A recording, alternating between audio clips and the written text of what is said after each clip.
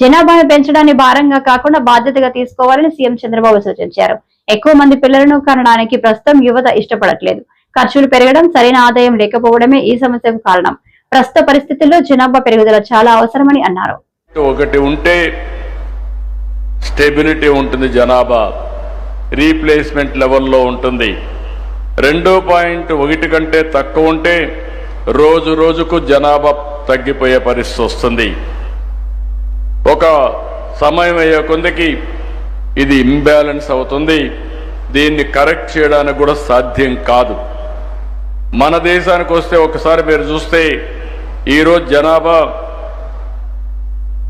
బీహార్ 3.0, మేఘాలయ 2.9, ఉత్తరప్రదేశ్ 2.4, జార్ఖండ్ 2.3, మణిపూర్ 2.2. ఇవన్నీ కూడా రీప్లేస్మెంట్ కంటే అబోవ్ ఉన్నాయి. అదే కిందికి వస్తే తమిళనాడు 1.8, తెలంగాణ 1.8, కేరళ 1.8, కర్ణాటక 1.7, ఆంధ్రప్రదేశ్ 1.7కు వచ్చాం. అంటే ఇప్పుడు మీరు చూసిన తర్వాత ఏ దేశాలైతే ఇబ్బందులు వస్తున్నాయో అవన్నీ కూడా మనం చూసాం. మన దేశంలో కూడా ఇప్పుడు కొన్ని అడ్వాంటేజెస్ వచ్చాయి, మనందరం గుర్తుపెట్టుకోవాలి. మొట్టమొదటిసారిగా ఆర్థిక సంస్కరణ వచ్చింది 1991. అదే సమయంలో 1995లో టెక్నాలజీ రెవల్యూషన్ వస్తే ఫస్ట్ మోర్ అడ్వాంటేజ్ తీసుకున్న వాళ్ళం భారతీయులు, అందులో తెలుగు వాళ్ళు. దాన్ని నేను గర్వపడుతున్నా. 25 సంవత్సరాల కంటే ముందు మనం అవలంబించిన ఐటీ వల్ల ఈరోజు ప్రపంచంలోనే భారతీయులు నెంబర్ 1 అయితే అందులో అగ్రస్థానంలో ఉండేది తెలుగు జాతి అని ఈ సందర్భంగా మీ అందరికీ గుర్తు చేస్తున్నాను. అలాంటి సందర్భంలో ఈరోజు మనం చూసినప్పుడు ఈరోజు ఒక ఆర్టికల్ చూస్తే నాకు ఎంతో ఆనందం కలిగింది. ఇటీవల మీరు ఎక్కడికి పోయినా మీరు చూస్తా ఉంటే ఎక్కువ అమెరికాలో ఈరోజు సంపన్న భారతీయం 43 దేశాలకు చెందిన 125 మంది బిలియనీర్లలో మన వాళ్ళు 12 మంది ఉన్నారు. అంటే 10% బిలియనీర్స్ మనవాళ్లే ఉన్నారు ప్రపంచంలో. ఇండియాలో ఉండేవాళ్ళు కాదు, అమెరికాలో ఉండేవాళ్ళల్లో వేరే దేశాల్లో కూడా వీళ్లే ఉన్నారంటే ఈరోజు ఏమాత్రం కూడా సందేహం లేదు. ప్రపంచంలో హైయెస్ట్ పర్ క్యాపిటా ఇన్కమ్ ఎవరంటే హిందీని వ్యతిరేకించడం అంటే రాబోయే తరాల అభివృద్ధిని పరిమితం చేయడమేనని AP deputy CM Pawan Kalyan అన్నారు. హైదరాబాద్ లో నిర్వహించిన అధికార భార స్వర్ణోత్సవ వేడుకల్లో ఆయన మాట్లాడారు. ఇంగ్లీష్, ఉర్దూ, పార్సియం భాషలను అంగీకరించి హిందీని వ్యతిరేకించడం అవివేకమని అన్నారు.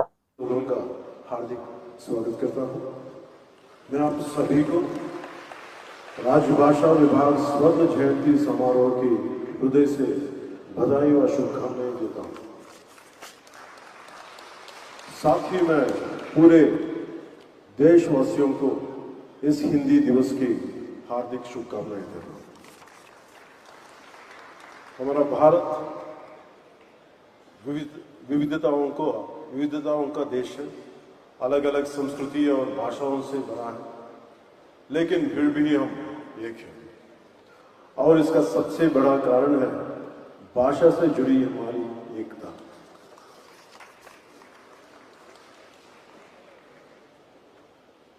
वो कहते हैं ना, कोस कोस पर बदले पानी, 4 कोस पे वाणी। ऐसा ही एक उदाहरण नॉर्थ ईस्ट में अरुणाचल प्रदेश का है, जहां 50 से ज्यादा ट्राइबल लैंग्वेज बोली जाती है, पर एक कॉमन भाषा के रूप में हिंदी उन्हें जोड़ती है।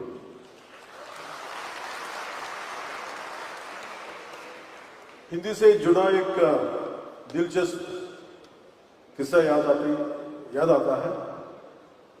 बात ब्रिटिश शासन की है। उस समय यूरोप से कुछ मिशनरी भारत आए।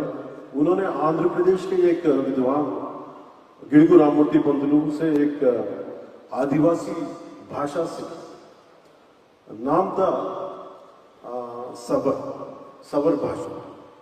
फिर उसी भाषा में धार्मिक किताबों में अनुवाद किया। सोचे जब विदेशी लोग हमारी भाषाएं सीख सकते हैं, हम जर्मनी जाते हैं कमाने के लिए तो जर्मनी सीखते हैं, जापान जाते हैं तो जापानी, तो हम अपनी ही हिंदी भाषा से इतना डरते क्यों? ये डर क्यों? छुपा क्यों? झिझक क्यों? हम ये नफरत छोड़नी चाहिए, झिझक छोड़नी है। हिंदी कोई जबरदस्ती की चीज नहीं है। ये एक ऐसी भाषा है जो पूरे देश में आसानी से समझी जाती है। सोचिए जब हमें नौकरी में फायदा चाहिए होता है या सोशल मीडिया पर पॉपुलर होना है, तब हम हिंदी का खूब इस्तेमाल करते हैं।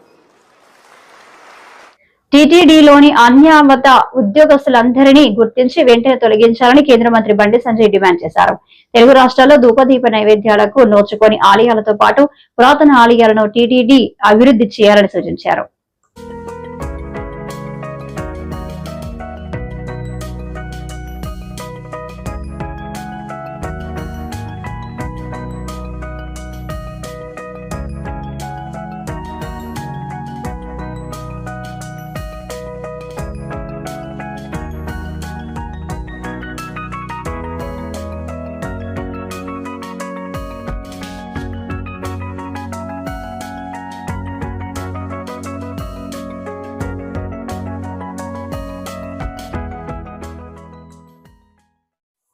అందరికీ జై గోవింద. ఈరోజు జన్మదినం సందర్భంగా స్వామివారి దర్శనం కోసం రావడం జరిగింది. గత సంవత్సరం కూడా జన్మదినం సందర్భంగా స్వామివారి దర్శించుకోవడం జరిగింది. ప్రతి ఒక్కరూ సుఖ సంతోషాలతో ఉండాలని చెప్పి, అందరి కష్టాలు తొలగిపోవాలని చెప్పి, ఒక ప్రశాంతమైన వాతావరణంలో జీవించాలని చెప్పి, ఈ దేశం కోసం, సనాతన ధర్మం కోసం, ఈ సమాజం కోసం అందరూ కలిసికట్టుగా ఉండాలని చెప్పి, ఎవరికి ఏ కష్టం వచ్చినా ఏ ఆపద వచ్చినా ఈ ధర్మ పరిరక్షలో ఒకరికొకరు చేదోడు వాదోడుగా ఉండాలని చెప్పి, ఆ శక్తిని, సామర్థ్యాన్ని, ఆ ఆలోచనను కల్పించాలని చెప్పి ఆ స్వామివారిని వేడుకోవడం జరిగింది. నేను కూడా రిక్వెస్ట్ చేస్తా ఉన్నాను, ఈ తెలుగు రాష్ట్రాల్లో కనీసం ధూపదీప నైవేద్యానికి నోచుకున్నటువంటి దేవాలయాలను కాపాడుకోవాల్సిన బాధ్యత టీటీడీ మీద. దాంతోపాటు అనేక పురాతన దేవాలయాలు ఇవాళ తెలుగు రాష్ట్రాల్లో ఉన్నాయి. కనీసం అభివృద్ధి నోచుకోవట్లేవు. భక్తుల మాత్రం చాలా పవర్ఫుల్ సెంటిమెంట్ టెంపుల్స్ అవన్నీ కూడా. కానీ ఇలాంటి అభివృద్ధి నోచుకోలేక, నిధులు లేక చాలా ఇబ్బంది పడుతున్న తరంలో వాటిని గుర్తించి ఆ దేవస్థానాలు కూడా సంవత్సరానికి వస్తారు, సంవత్సరానికి 2 సార్లు జాతరలు జరుగుతూ ఉంటాయి, ఉత్సవాలు జరుగుతూ ఉంటాయి, లక్షలాది మంది భక్తులు దర్శించుకుంటారు. కానీ మిగతా సమయంలో కనీసం ఇక్కడ అభివృద్ధి కనీస సౌకర్యాలు లేక ఇబ్బంది పడుతున్నారు. కాబట్టి ఈ తెలుగు రాష్ట్రాల్లో పురాతన దేవాలయాలకు నిధులు కేటాయించి వాటిని ఒక యుద్ధ ప్రాతిపదికన, ఒక ప్రణాళిక ప్రకారం అభివృద్ధి చేయాల్సిందిగా నేను వారికి విజ్ఞప్తి చేస్తాను. కరీంనగర్ పార్లమెంటు నియోజకవర్గానికి సంబంధించి కరీంనగర్ లో గతంలో దేవాలయ నిర్మాణం కోసం భూమి పూజ జరిగింది. దాంతోపాటు అక్కడ దేవాలయాన్ని, కరీంనగర్ నగరంలో దేవాలయం నిర్మించడం, దాంతోపాటు కొండగట్టు, వేములవాడ, ఇల్లంతకుంట రామాలయం, ఈ 3 దేవస్థానాలు కూడా అభివృద్ధి కోసం నిధులు కేటాయించి సహకరించాలని చెప్పి టీటీడీ చైర్మన్ గారికి, అదేవిధంగా గౌరవ పాలకవర్గ సభ్యులందరూ కూడా మా భానుప్రకాష్ రెడ్డి గారి ద్వారా నేను విజ్ఞప్తి చేస్తున్నాను. ముఖ్యంగా ఇల్లంతకుంట రామాలయం, కొండగట్టు ఆంజనేయ స్వామి దేవాలయం ఇవన్నీ కూడా చాలా పవర్ఫుల్ టెంపుల్స్. కాబట్టి ఆ నియోజకవర్గంలో ఉన్నటువంటి ఆ దేవాలయాన్ని కూడా నిధులు కేటాయించి కాపాడాలని మేము కోరుతున్నాం. ఎందుకంటే హిందువుల ఆస్తి. ఒక ఉద్యోగస్తుడు వచ్చిండు సార్, కష్టం వస్తే దేవునికి మనం పిలిస్తే పలుకుతాడో లేదో తెలియదు గాని 24/7 పగలు గాని రాత్రి గాని ప్రజలకు ఏ కష్టం వచ్చినా, ఏ ఇబ్బంది కలిగినా 7995095799 నెంబర్కు ఫోన్ చేస్తే వెంటనే ఫోన్ లిఫ్ట్ చేసి వారి కష్టాన్ని విని ఓదార్పుగా మాట్లాడి మీకు నేనున్నాను అనే భరోసాని ఇస్తున్నారు విశాఖపట్నం నగర కమిషనర్ శంకబ్రత బాగ్చి. సింహాచలం గిరి ప్రదక్షిణలో విశాఖ పోలీస్ సేవలను ప్రశంసిస్తూ వందలాది మంది భక్తులు పలికిన పలుకులవి. పోలీస్ కమిషనర్ శంకబ్రత బాగ్చి లాంటి సమర్థమైన ప్రజాసేవలో నిరంతరం నిమగ్నమై ఉంటూ ప్రజలకు రక్షణగా నిలుస్తున్న విశాఖపట్నం సిటీ పోలీస్ శాఖకు వందన మందారమాల అంటూ ప్రశంసలు వెల్లువెత్తుతున్నాయి. వందనాలు అంటూ నర్సీపట్నం నియోజకవర్గానికి చెందిన తూటిపాల గ్రామానికి చెందిన మాకవరపాలెం మండలం అడిగట్ల గణేష్ పోలీస్ కమిషనర్ శంకబ్రత సేవలు కీర్తించారు. గిరి ప్రదక్షిణలో ఎంతో బిజీగా ఉండి కూడా ప్రజల నుంచి వచ్చిన ఫోన్లను రిసీవ్ చేసుకుని ఎంతో ఓపికగా వారి సమస్య వింటూ సమస్యలను క్షణాల్లో పరిష్కరించిన పోలీస్ కమిషనర్ శంకబ్రత బాగ్చి సేవలను ఎంత కొనియాడినా తనివి తీరదని విశాఖ ప్రజలతో పాటు నలుమూలల నుండి గిరి ప్రదక్షిణకు వచ్చిన భక్తులు అంటున్నారు. గిరి ప్రదక్షిణకు వచ్చి తప్పిపోయిన 200 మందిని సురక్షితంగా తమ కుటుంబాల చెంతకు చేర్చిన విశాఖ పోలీసుల సేవలకు వందనాలు అంటూ ప్రజలు కీర్తిస్తున్నారు. వచ్చాను, మా పాప తప్పితే పోలీస్ కంట్రోల్ రూమ్ వారికి కంప్లైంట్ చేయడం జరిగింది. వారు వెంటనే స్పందించి మా పాప యొక్క ఆచూకీ తెలుసుకొని నాకు అప్పచేయడం జరిగింది. కాబట్టి ప్రత్యేకించి సిటీ పోలీసు విభాగానికి ప్రత్యేక ధన్యవాదాలు ఆయన తెలుపుతున్నాను. కాబట్టి విశాఖ పోలీస్ స్టేషన్ వారికి ప్రత్యేక ధన్యవాదాలుగా నమస్కరిస్తున్నాను. వైజాగ్ సిపి వారికి ఆ యొక్క ప్రత్యేక ధన్యవాదాలు. సిటీ మొత్తం ప్రత్యేక నిఘా ప్రత్యేక ఏర్పాట్లు చేసి వచ్చిన గిరి భక్తులందరికీ ప్రత్యేకమైన ఏర్పాట్లు చేయించి మాకు ప్రత్యేక నిఘా చేసి వారి యొక్క కృషి మాకు తోడు ఇచ్చారు. కాబట్టి సిటీ పోలీసు వారికి సిపి వారికి ప్రత్యేకించి మరొకసారి ధన్యవాదములు తెలుపుకుంటున్నాం.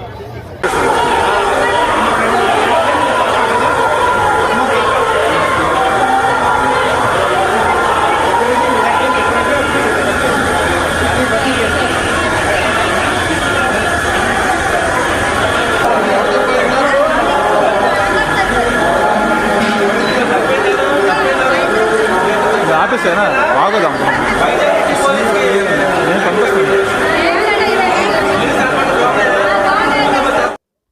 ఐదేళ్ల పాలనలో రైతులను గాలికి వదిలేసిన జగన్ రైతు ద్రోహి అని బీసీ సంక్షేమ శాఖ మంత్రి సవిత విమర్శించారు. శ్రీ సత్యసాయి జిల్లా పెనుకొండలో గురువారం ఆమె మీడియాతో మాట్లాడారు. ఆయన డైవర్షన్ పాలిటిక్స్ చేస్తున్నారు, అది ప్రజలందరికీ తెలుసు. మరి జగన్మోహన్ రెడ్డి గారు అధికారంలో ఉన్నప్పుడు రైతులను గాలికి వదిలేశారు. ఇంకా అది కాక మరి మోటార్లకు మీటర్లు, జగన్ భూచట్టము, అంతేకాకుండా ఎన్నిసార్లు కరెంటు బిల్లు పెంచారు, ఎంత నాణ్యతమైన విత్తనాలు ఇచ్చారు, ఏది కొనుగోలు చేశారన్న విషయం తెలుసు. పనిముట్లు లేక, డ్రిప్ లేక, ఇదే విధంగా స్ప్రింక్లర్లు లేక, నాణ్యతమైన మందులు లేక 5 సంవత్సరాలు జగన్మోహన్ రెడ్డి గారికి కనిపించలేదు. జగన్మోహన్ రెడ్డి గారికి కుట్ర రాజకీయాలు బాగా తెలుసు. మనం చూసాం, బాబాయ్ గొడ్డలపేట కావచ్చు, కోడికత్తి పార్టీ కావచ్చు, తల్లిని ఏ విధంగా అవమానించాడో, చెల్లిని ఏ విధంగా అవమానించాడో. నిన్నటి రోజు వాళ్ళ నాయకుడు ప్రసన్న కుమార్ రెడ్డి గారు ఏ విధంగా ప్రశాంత్ రెడ్డి గారిని అవమానించారు. ఇది జగన్మోహన్ రెడ్డి గారి రాజకీయం. ఏమన్నా అంటే రెపరెపనో నరుకుతానంటారు. మరి నిన్న రోజు ఆల్రెడీ చంద్రబాబు నాయుడు గారు అధికారంలోకి వచ్చినాక రైతులకు పెద్దపీట వేశాం, రైతులకు ధాన్యాన్ని కొనుగోలు చేసాం, వారి అకౌంట్లో డబ్బులు వేసాం. అది 9 రూపాయలు ఉండేది 4 రూపాయలు వాళ్ళ అకౌంట్లకు కూడా వేసాం. నిన్నటి రోజు ఈరోజు 260 కోట్లు రిలీజ్ చేశాం. మరి జగన్మోహన్ రెడ్డి గారికి అన్నీ తెలుసు. ఎందుకంటే రేపు మేము రిలీజ్ చేస్తామన్నప్పుడు ఈ రోజు ఆయన లొల్లి చేసి సొంత పార్టీ వాళ్ళని తీసుకెళ్లి, అది ఆయనే మామిడికాయలు డ్రామాలందరూ టీవీలో చూసాం, ఆయనే మామిడికాయలు తోలేదంటారు, తొక్కిచ్చేదంట. అంటే ప్రజల్లో పక్క తొక్కిస్తున్నావు నీ కారు కింద. పంట పండించిన రైతులతో ఆ పంటను కూడా తొక్కిస్తా అంటే తొక్కడమే నీ పని. ప్రజలు కూడా అందుకే నిన్ను తొక్కారు జగన్మోహన్ రెడ్డి గారు. నీ డైవర్షన్ పాలిటిక్స్ ఏమీ పనికిరాదు.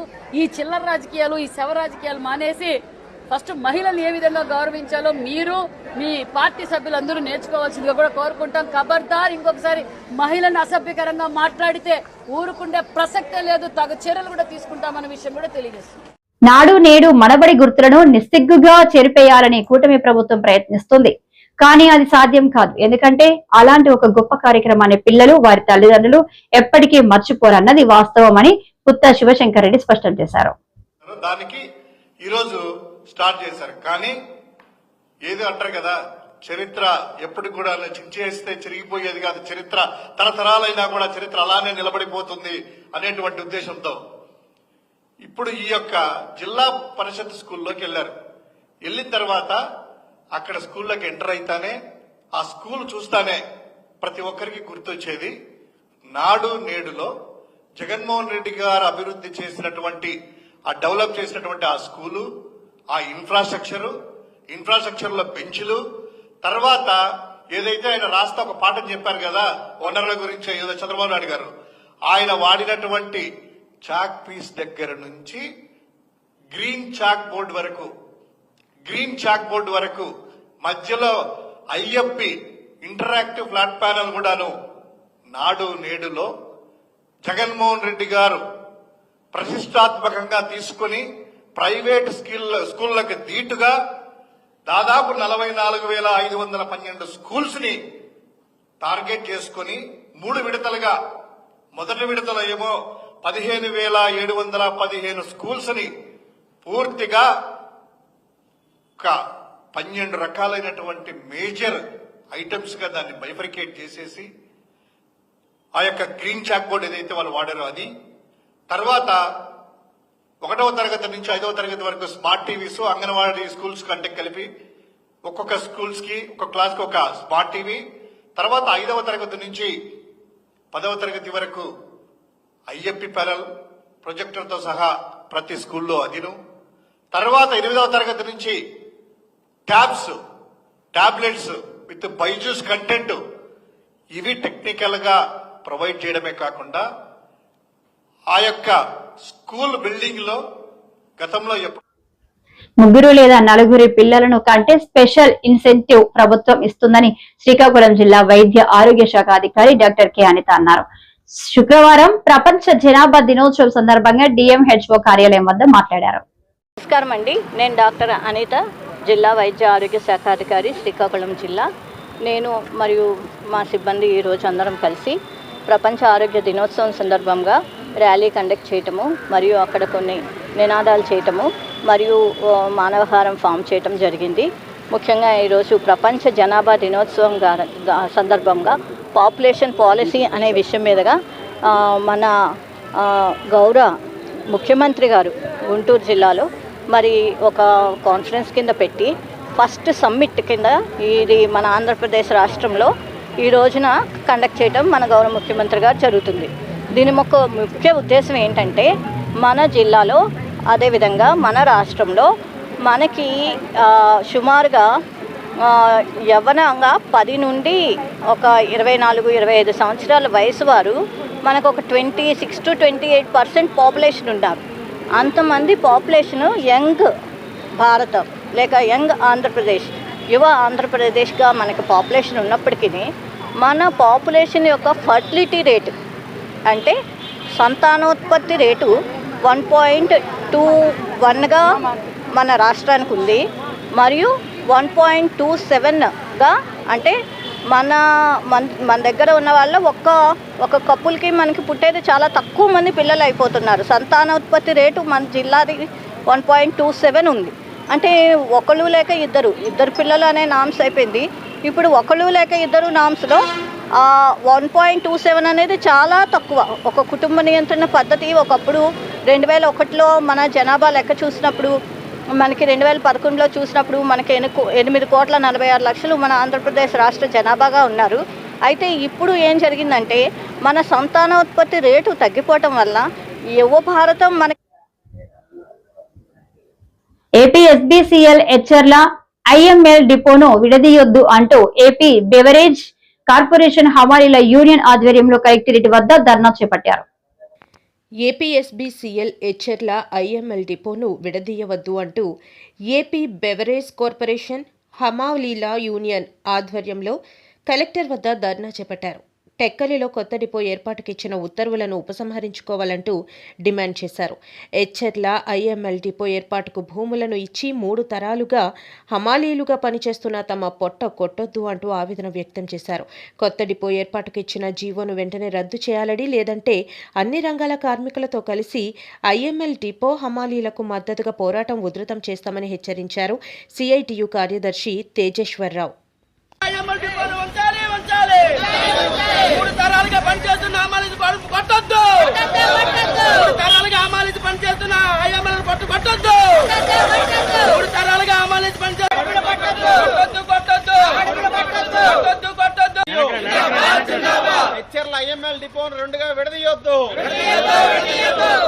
ఐఎంఎల్ డిపోను రెండుగా విడదీయొద్దు. 3 తరాలుగా పనిచేస్తున్న హమాలీలు పొట్ట